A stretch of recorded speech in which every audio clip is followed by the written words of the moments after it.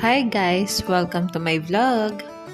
Ang video ko for today ay comparison ng Birch Tree Full Cream Milk versus Anchor Full Cream Milk.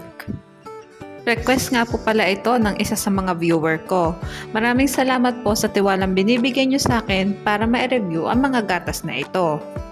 Pasok naman yung request niya sa guidelines ko as ordinary milk versus ordinary milk. Yung nakikita nyo sa screen guys ay yung guidelines ko sa pagre-review ng mga milk. Sa nutrition facts naman, ang pagbabasihan ko ay yung per serving.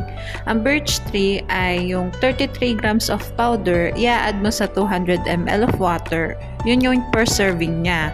Samantalang ang sa Anchor ay 32.5 grams of powder na i-add sa 200 ml of water.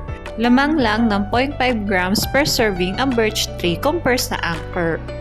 Pero bago ako magsimula, ipapaalala ko muna na this is not a health advice. It is only a review of certain products based on the nutrition facts, price, and other information written on the packaging. Please consult your child's pediatrician before giving any full cream milk to your kids. Okay, let's start. Sa energy from fat, protein, fat, and cholesterol, lamang ang Anchor. Ngunit ito lang naka-indicate sa nutrition facts nito na sugar. Samantalang lamang naman ng Birch Tree sa carbohydrate, sugar, and saturated fat. Lamang ang Anchor sa first category. Mag-proceed naman tayo sa vitamins. Sa vitamin A, vitamin E, biotin, pantothenic acid, vitamin C, vitamin B1, and vitamin B2 lamang ang Birch Tree. Samantalang ang Anchor ay walang vitamin E, biotin, pantothenic acid, vitamin B1, and vitamin B2.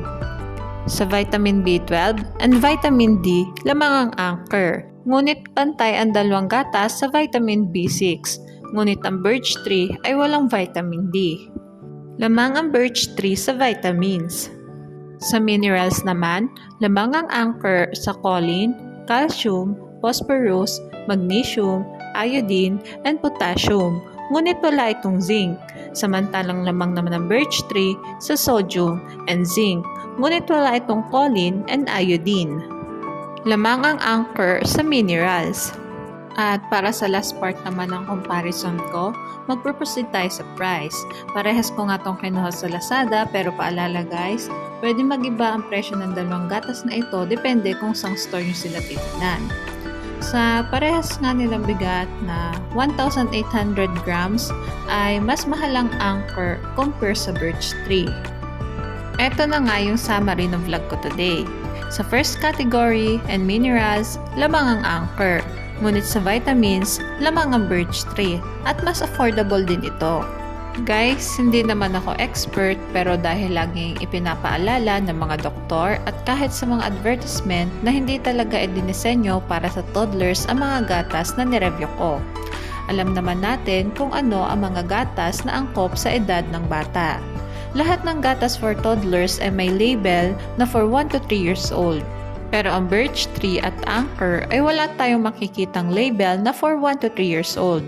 Siguro pwede pa rin naman silang tumikim ng mga gatas na yan pero may limit syempre. At ang pidya na ang makakasagot doon. Baka lang kasi ma-misinterpret nyo ang review ko ngayon kasi kadalasan ay pang-infant or toddler ang mga gatas na nire-review ko. Pero para sa akin, ang full cream milk ay pwede na sa school-aged kid, teen, o adult. Kung ako po ang mismong iinom as an adult of course, ay magbe-base ako sa nutrition facts. So, mas pipiliin ko ang Anchor kasi mas mataas ang calcium nito. Kung vitamins naman ang focus nyo, ay mas better ang Birch Tree. Okay, hanggang dito na lang po ang vlog ko. Sana ay nagustuhan nyo. Thanks for watching. Please like and subscribe for more videos.